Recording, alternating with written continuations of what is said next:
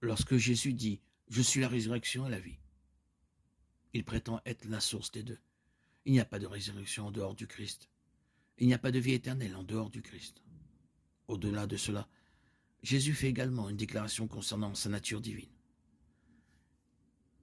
Il fait plus que donner la vie.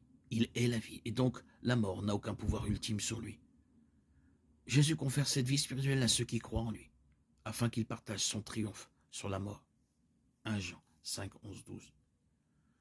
Les croyants en Jésus-Christ connaîtront la résurrection, parce qu'ayant la vie que Jésus donne, il est impossible que la mort les vainque.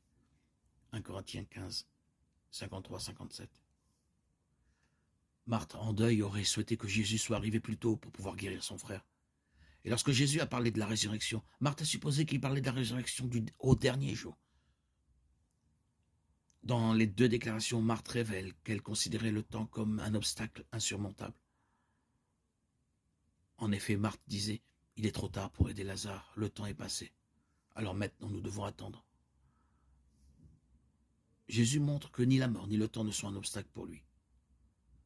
À l'extérieur du tombeau, Jésus cria d'une voix forte « Lazare, sors !» Le mort sortit. Jean 11, 43. C'est une chose de prétendre que le temps est venu. Jésus a prouvé qu'il était la résurrection et la vie. Mais Jésus l'a prouvé en ressuscitant Lazare, qui était mort depuis 4 jours. En vérité, avec le Christ, la mort n'est que sommeil. 1 Thessaloniciens 4, 13. La mort n'a pas de pouvoir sur celui qui est la vie elle-même. Et la mort n'a pas de pouvoir sur ceux qui sont en lui. 1 Corinthiens 15, 54, 55. Parce qu'il vit, nous vivons. Parce qu'il est la vie, nous avons la vie éternelle.